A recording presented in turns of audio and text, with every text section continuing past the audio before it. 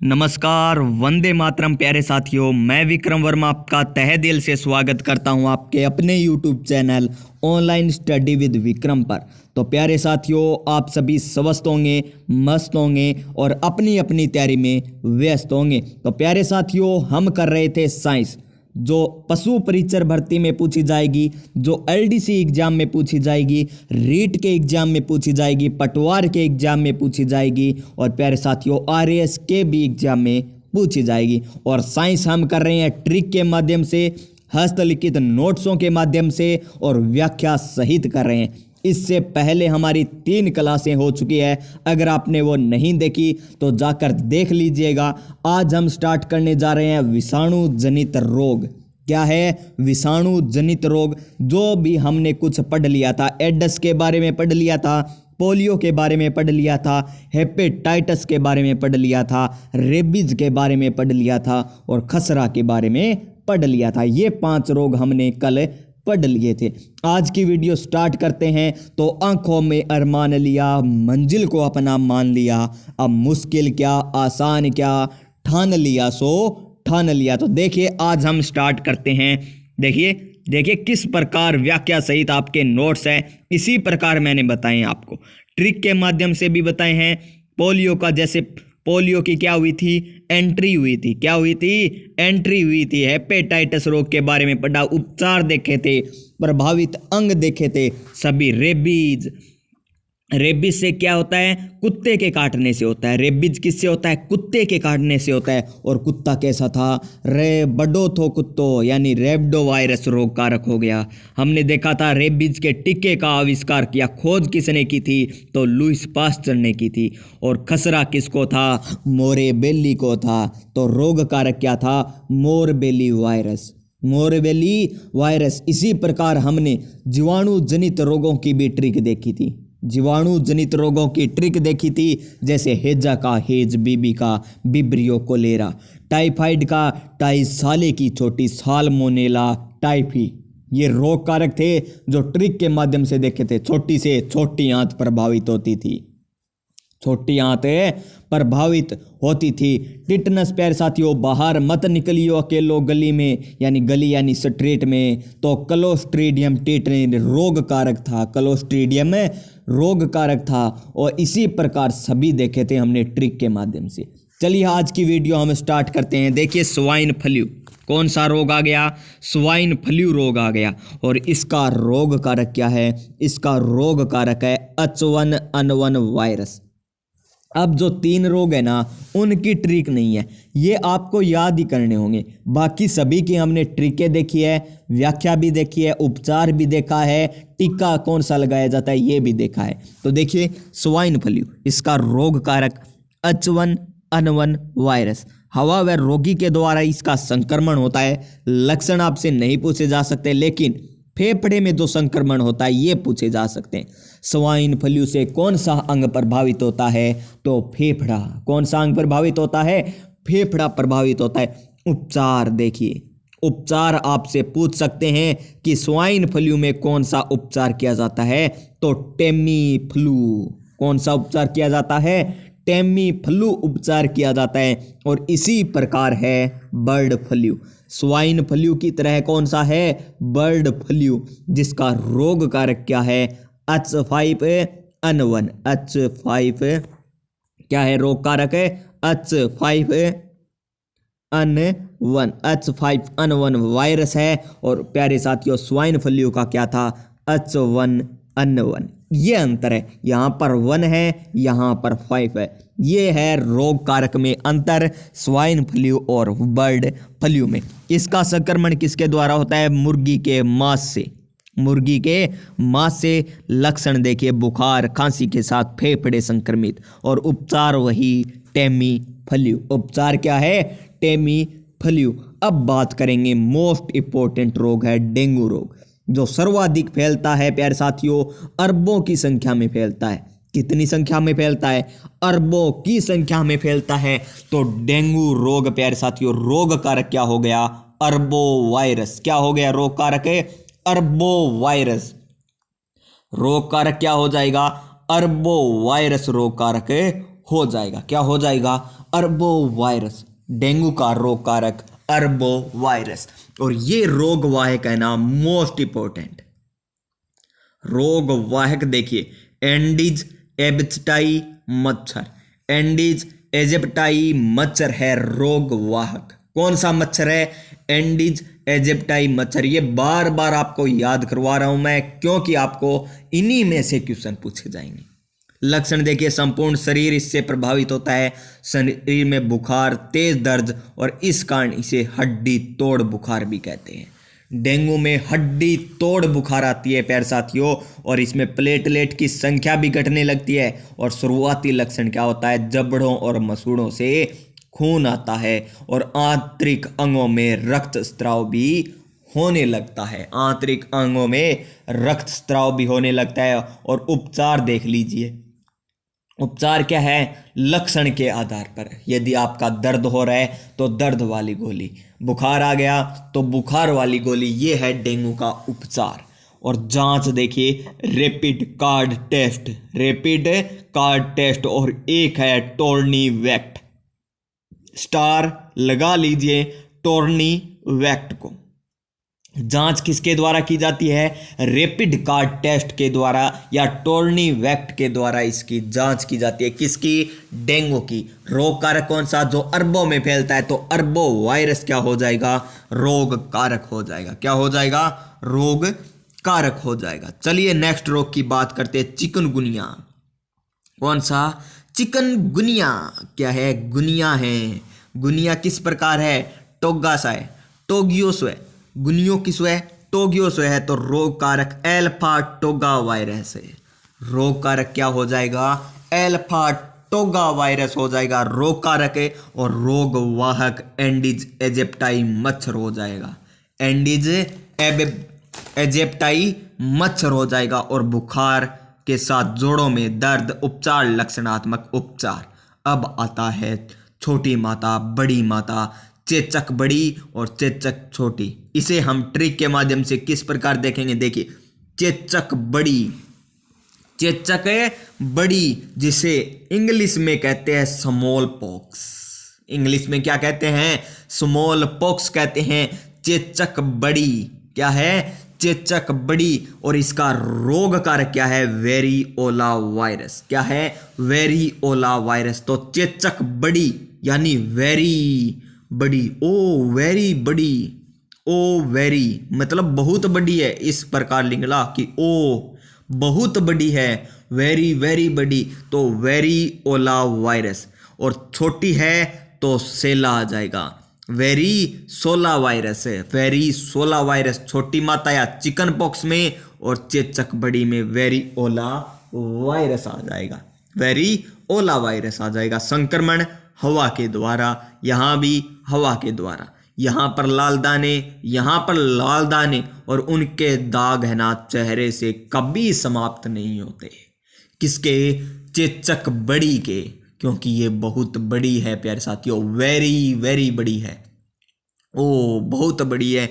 तो वेरिओला वायरस है रोग कारक चेचक बड़ी का, जिसके लाल दाने चेहरे से कभी समाप्त नहीं होते। लेकिन खुशी की बात क्या है? विश्व से पूरी तरह उन्मूलित बीमारी कौन सी हो गई? चेचक बड़ी। यानी विश्व से पूरी तरह समाप्त हो चुके ये बीमारी कौन सी?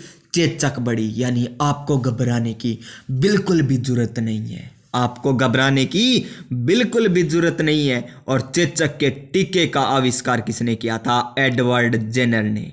चेचक के टीके का आविष्कार किसने किया था? एडवर्ड जेनर ने। एडवर्ड जेनर ने चेचक के टीके का आविष्कार किया था। चलते हैं अब नेक्स्ट, और ये है नोट। देखिए किस प्रकार मैंने नोट को भी शामिल कर लिया है स्थल कितना, इससे बाहर कुछ नहीं जाएगा। आप मानव रोग की कहीं पर भी प्रश्नोत्तरी लगाकर देख लीजिए, किसी भी चैनल पर लगाकर देख लीजिए, इससे बाहर क्वेश्चन आपको नहीं मिलेगा। और देखिए विश्व में प्रथम टीका, विश्व में प्रथम टीका प्यारे साथियों एडवर्ड जेनर द्वारा चेचक का खोजा गया था। यानी ये विश्व का प्रथम टीका है। कौन सा? एडवर्ड जेनर द्वारा खोजा गया चेचक का टीका। इसका उपयोग गाय को चराने वाले ग्वाला पर किया गया था। गाय को चराने वाले ग्वाला पर किया गया था। इसीलिए वैक्सीन शब्द को लैटिन भाषा में वाइका कहते हैं, जिसका अर्थ है गाय। इसीलिए वैक्सीन का लैटिन भाषा में नाम क्या है? वाइका, जिसे गाय कहते हैं।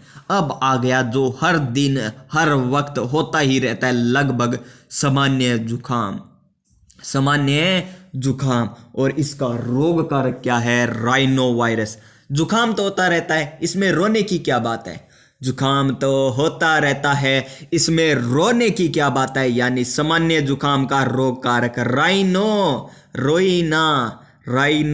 रोइना वायरस है, क्योंकि ये तो होता रहता है। संक्रमण हवा के द्वारा। लक्षण देखिए, बुखार, सिर दर्द, नाक से पानी बहना, ये आम बात है, नाक से पानी बहना। चलते हैं कोरोना। ये पूछा जा सकता है क्योंकि नया रोग है तो नए क्वेश्चन भी बनेंगे इससे, क्योंकि प्यारे साथियों ये कम पढ़ते हैं अक्सर विद्यार्थी। रोग कारक SARS-CoV-2। रोग कारक देखिए क्या है। क्या आपने पहले ये नाम सुना था तो अब याद कर लीजिए। रोग कारक क्या है? SARS-CoV-2, जिसकी फुल फॉर्म देखिए, सर्वर एक्यूट रेस्पिरेटरी सिंड्रोम, ये है इसकी फुल फॉर्म। संक्रमण देखिए, संक्रमित वस्तु या रोगी द्वारा। लक्षण देखिए, बुखार, छींक, खांसी, ऑक्सीजन में कमी आती है। आपने सभी देखे होंगे, सांस लेने में तकलीफ, स्वाद व गंध का ज्ञान नहीं होता। किसमें? कोरोना में। ये सभी आपको पता है। कोरोना के तो प्रभावित अंग फेफड़े कमजोर हो जाते थे, इसलिए मृत्यु हो जाती थी। उपचार हाइड्रोक्लोरोक्विनिन, ये आपसे नहीं पूछे जाएंगे। अब उपचार नहीं पूछे जाएंगे, आगे वाले पूछे जाएंगे। कोरोना को कोविड-19 का नाम किसने दिया था? WHO ने। को से क्या बना? क्राउन, जिसका अर्थ ताज। लैटिन भाषा में कोरोना। VI का क्या बना? वायरस। और D का क्या बना? डिजीज। क्राउन वायरस डिजीज, यानी कोरोना वायरस डिजीज। 2019 WHO ने ये नाम दिया था। और ये है जांच, कौन सी? RT-PCR। ये नाम आपने बहुत सुने, RT-PCR वाले। रिजर्व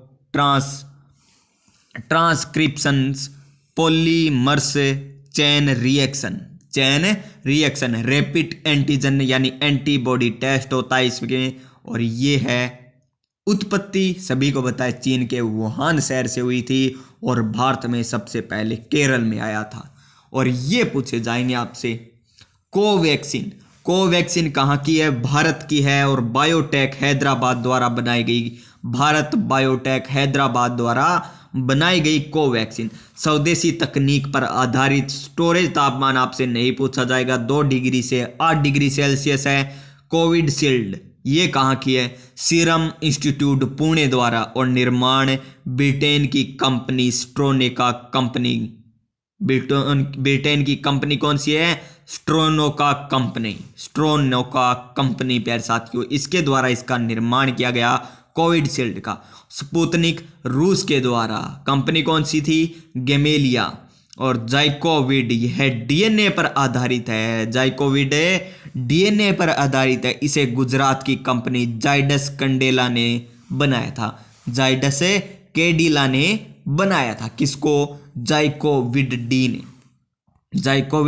डी को। और ये देखिए, थोड़ी बात और कर लेते हैं। सर्वप्रथम लॉकडाउन कहां पर लगा? राजस्थान में। सर्वप्रथम कर्फ्यू पंजाब में। सर्वप्रथम महामारी हरियाणा ने घोषित की। ये भी नहीं पूछे जाएंगे, आपसे सिर्फ ये दवाइयां पूछी जाएगी। कोविशील्ड कहाँ की है? स्पुतनिक कहाँ की है? जाइकोविड कहाँ की है? तो अब आ गया जीका वायरस। कौन सा वायरस है? Zika virus. तो यह एंडीज मच्छर से फैलता है। किससे फैलता है? एंडीज मच्छर से फैलता है। और सबसे पहले ब्राजील में फैला था। सबसे पहले कहां पर फैला था? ब्राजील में फैला था। और इसमें ज्यादातर गर्भवती महिला में होता है। किसमें होता है? ज्यादातर गर्भवती महिला में। गर्भवती महिला, अगर गर्भवती महिला में हुआ है ना, तो जिससे भ्रूण की तंत्रिका तंत्र क्या हो जाती है, प्रभावित होती है। भ्रूण की तंत्रिका तंत्र क्या होती है, प्रभावित होती है, और मस्तिष्क का आकार छोटा रहता है। ऐसे बच्चे को माइक्रोसीफेली कहते हैं। क्या कहते हैं, माइक्रोसीफेली कहते हैं। ऐसे बच्चे को क्या कहते हैं, माइक्रोसीफेली कहते हैं, जिसका आकार छोटा होता है, मस्तिष्क का तंत्रिका तंत्र क्या होती है, प्रभावित होती है, उसे माइक्रोसीफेली कहते हैं। और ये जिका वायरस द्वारा होता है। नेक्स्ट देखिए निपा वायरस। निपा वायरस यह मलेशिया के निपाय शहर में, भारत में केरल में चमगादड़ द्वारा आया था। बुखार, उल्टी, ये इतने इंपॉर्टेंट नहीं है। निपा वायरस, जिका, जिका इंपॉर्टेंट है। जिका क्या है, इंपॉर्टेंट है। निपा इतना इंपॉर्टेंट नहीं है। मम्स रोग, मम्स रोग में क्या है रोग कारक, तो paramyxo virus, paramyxo virus, paramyxo virus.